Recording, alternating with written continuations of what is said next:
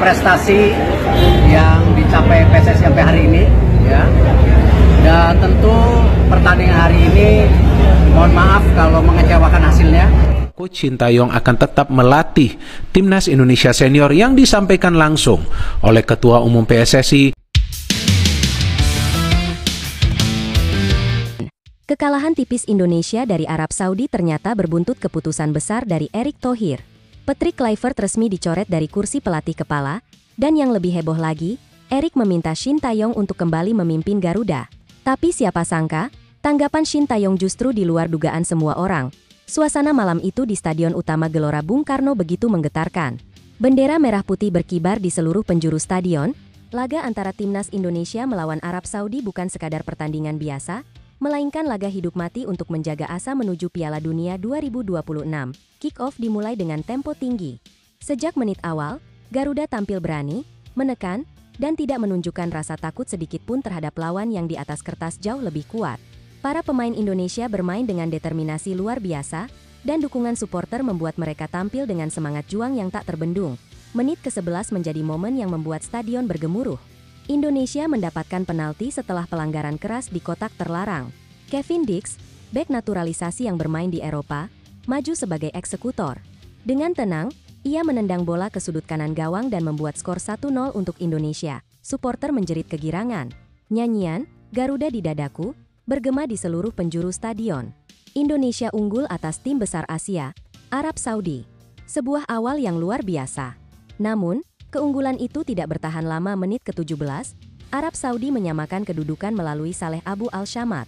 Gol tersebut tercipta lewat skema serangan balik cepat yang memanfaatkan sedikit kelengahan di lini pertahanan Garuda.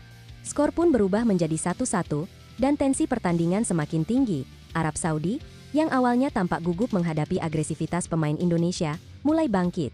Mereka terus menekan pertahanan Indonesia dengan umpan-umpan silang dan tembakan jarak jauh. Sampai akhirnya pada menit ke-36, mereka mendapat penalti setelah pelanggaran dilakukan di kotak penalti. Feras Albrikan menjadi eksekutor dan berhasil membalikkan keadaan menjadi 2-1. Babak pertama berakhir dengan skor 2-1 untuk Arab Saudi. Meski tertinggal, tepuk tangan dari puluhan ribu supporter Indonesia tak berhenti menggema. Mereka tahu, Garuda belum menyerah. Memasuki babak kedua, pelatih Patrick Kluivert melakukan beberapa perubahan taktik. Ia meminta para pemain untuk bermain lebih cepat dan menekan dari sisi sayap. Indonesia terus mencoba membangun serangan demi serangan, namun, di menit ke-62, Feras Albrikan kembali menunjukkan kelasnya. Lewat tembakan keras dari dalam kotak penalti, ia menambah keunggulan Arab Saudi menjadi 3-1. Seketika, suasana stadion menjadi hening meskipun tertinggal 2 gol. Semangat pemain Indonesia tak padam.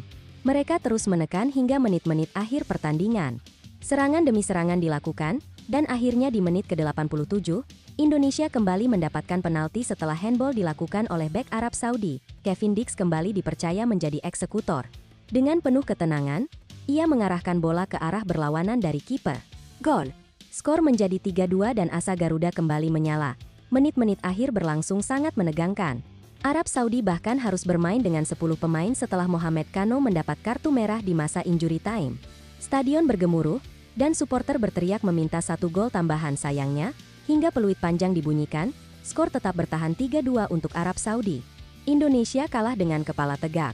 Para pemain terjatuh di lapangan, sebagian menangis, namun sebagian lagi berdiri tegap dan menepuk dada, menunjukkan kebanggaan atas perjuangan tanpa lelah mereka. Usai pertandingan, suasana ruang ganti penuh keheningan. Beberapa pemain terdiam lama, menunduk, menatap rumput yang masih menempel di sepatu mereka. Namun di sisi lain, ada rasa bangga karena mereka telah memaksa tim besar Asia jatuh bangun sepanjang laga. Sementara itu, di sisi lawan, pelatih Arab Saudi, Hervé Renard, memberikan komentar yang mengejutkan.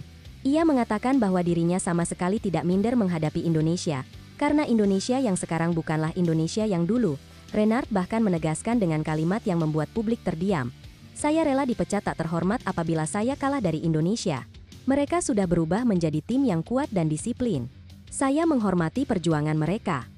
Pernyataan itu menunjukkan bahwa dunia mulai membuka mata terhadap kebangkitan sepak bola Indonesia.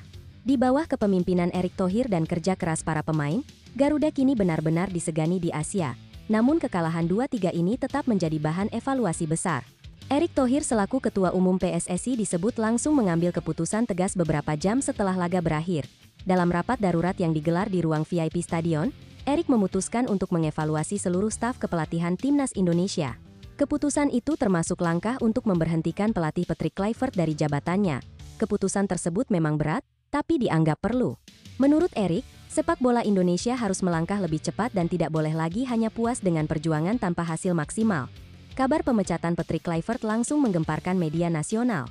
Banyak pihak yang mendukung keputusan tersebut, namun ada juga yang menyayangkan karena permainan tim sejatinya menunjukkan perkembangan positif. Sebagian analis menilai bahwa Kluivert sebenarnya telah membawa semangat baru, hanya saja hasil akhir belum berpihak pada Garuda. Namun bagi sebagian lainnya, Indonesia butuh pelatih yang lebih berpengalaman di level Asia. Di media sosial, para supporter terpecah.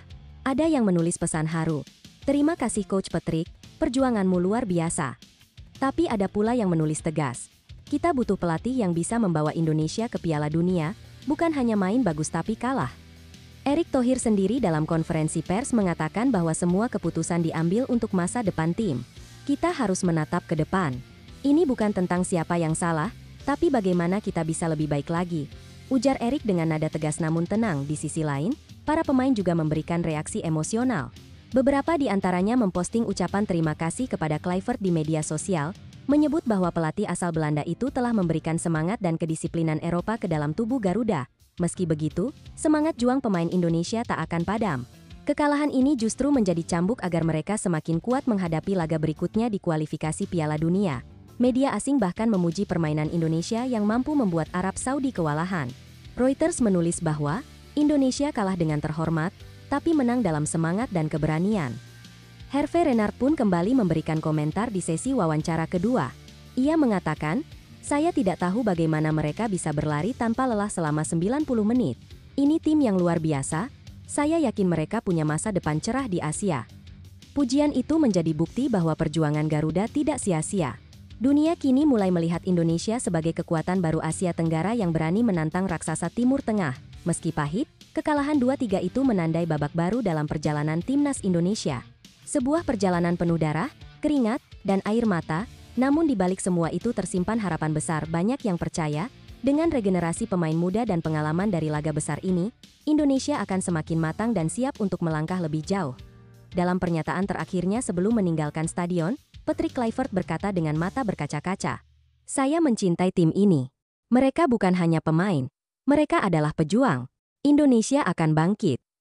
Ucapan itu mendapat tepuk tangan panjang dari para jurnalis dan ofisial. Karena semua tahu, meski berakhir dengan perpisahan, hubungan antara Kluivert dan sepak bola Indonesia akan selalu dikenang dengan hormat. Di luar stadion, ribuan supporter tetap bertahan, menyanyikan lagu Indonesia Pusaka dengan penuh haru. Lampu-lampu ponsel mereka berkilau, seolah menjadi bintang-bintang kecil yang menerangi malam penuh perjuangan itu. Itulah kisah penuh emosi dari laga Indonesia kontra Arab Saudi. Sebuah kisah yang bukan sekadar tentang menang atau kalah, tetapi tentang keberanian, kebanggaan, dan cinta terhadap merah putih yang tak pernah padam.